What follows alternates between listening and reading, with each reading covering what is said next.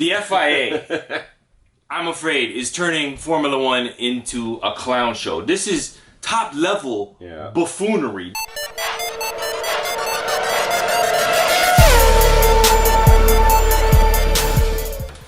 Saudi Arabian Grand Prix is in the books. We have Checo Perez, P1, Max Verstappen, P2, all the way back from P15, and Fernando Alonso in P3, then not in P3 because George Russell was in P3, and then Fernando Alonso back to P3. The FIA, I'm afraid, is turning Formula One into a clown show. This is top level buffoonery because now the conversation is, well, if they can overturn Alonso, why can't they overturn Verstappen, Hamilton from 2021? Yeah. Which is a fair question. Yeah. We're not going to go down that route, but why can't the FIA make a decision? Honestly, I think it's too many cooks in the kitchen. There's too many people trying to make decisions when it should be one person's decision, you know? I think there's too many people of how they read the rule book and how they apply the rule book.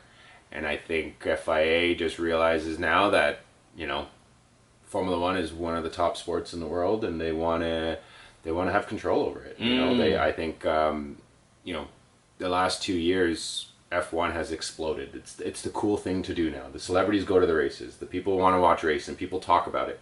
There's more races. Exactly. There's more races in America specifically. Exactly. So I think at this point, FIA is trying to show that they have control over it when they don't really have control over it. I like it's stupid half these calls that they're making, and like I get it, Alonso was out, fine, whatever. Honestly, it's for a veteran, that's kind of one of those mistakes that's like wow. Out of the box, I'm not 100% like sold on that being a penalty. Like, it didn't hurt him, it didn't help him, it didn't do anything. Because it was lateral. It wasn't like he was further up. If he goes forward, I totally get it. Right. Left and right, it's like, come on, guys, that's like a slap on the wrist. Maybe give him a warning and be like, you do it again, then we'll penalize you. Not only that, he was on the inside, the dirtier side of the track, right? Yeah. So that was the one infraction. Yeah. He got a 5-second for that. Now, coming in to serve the 5-second is where he got dinged with a 10-second. And it's because one of the team members had put the jack underneath it. He wasn't working on it. Well, this is the thing, right? So the rules say you can't work on it. They're like, he wasn't working on it. He was just getting in position of it. And the ambiguity or the gray area of the rules leaves this thing up for interpretation now. But the buffoonery is you have 30-something laps to sort all of this out before you do the podium presentation, spray the champagne, drink the champagne, take the trophy away, give it to the 4th place guy, who's now the 3rd place guy, and then go take it back from him. Yeah, I don't get it. Honestly, I feel like, if anything, don't let them pit under a safety car. I think that's more of an issue right now. Don't let them serve a penalty under the safety car. That's more of an issue. At first I thought that was the problem. I was like, oh yeah, he served a penalty under the safety car. You're not supposed to do that. Right. And it wasn't. It was just because the jackman put his jack there. Now explain the advantage gained under a safety car in that particular scenario. So if you think about a safety car, they go a quarter of the speed around the track. Right. So if the cars are only going a quarter of the speed, instead of losing 30 seconds of pit stop, they're going to lose 10 seconds of pit stop. Right. So now all of a sudden, that 20-second gap that Perez had is gone.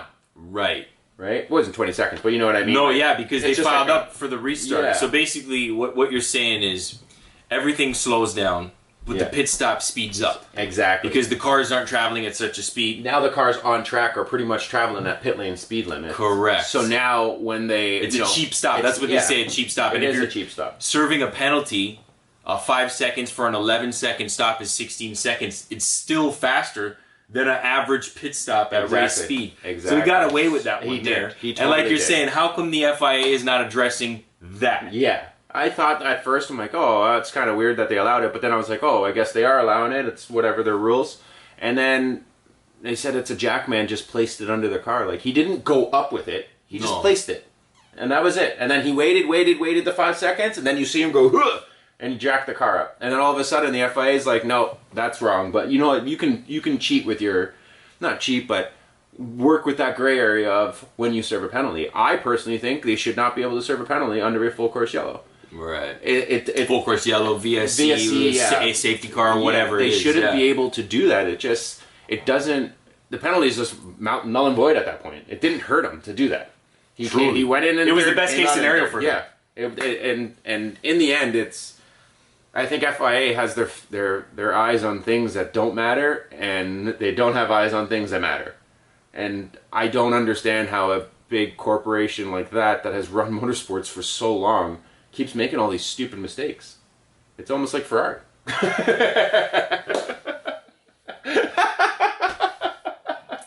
Drop a comment below. Let me know what you think.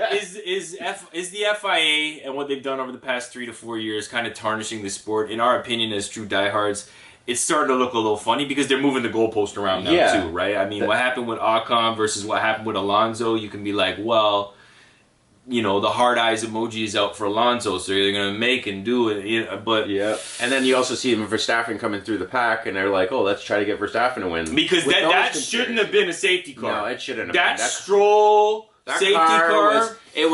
He went around the barrier, the cars are coming this way, and he's facing this way behind a barrier. All they had to do was, the guy that told him to stop behind the barrier, tell him to get out of the way, and then pull the car up a little bit more, and the car would have been safe. But nope, they didn't. They pulled a safety car, and then there's other times where last year they have a what's it called, crane on the track in Monza. No safety car. No safety car. Right. Are you in the rain? Yeah. It's like, are you kidding me, guys? There's a car behind the wall where there's a crane literally sitting in front of it, and you guys throw a safety car because of that. Yeah, that's buffoonery at its finest right there. FIA, you're doing some nonsense right now. I didn't really think about it, but you're right, man. That whole safety car in general was sus. And it was because, you're probably right, Max was flying through the pack. They were like, hey, let's just make this more interesting with him and Sergio. Let's get him right behind him, you know? And I honestly, I don't understand how that safety car came out. It made no sense whatsoever. There's been other situations where there should have been a safety car, and you're like, yeah, that's a safety car, and they go a virtual safety car. And it's like, but hold on. Why are you bunching up the field when there's a car already off? The car's off the track. Yeah. Like, the wing was hanging out of the wall. Like, all you had to do was go like this, and the car's out of the way. Yeah, no. I don't understand what decisions are being made by FAA, but they need to sort their crap out. I think we could get a job there. Yeah, you want Let's put our applications in. Let's Google it.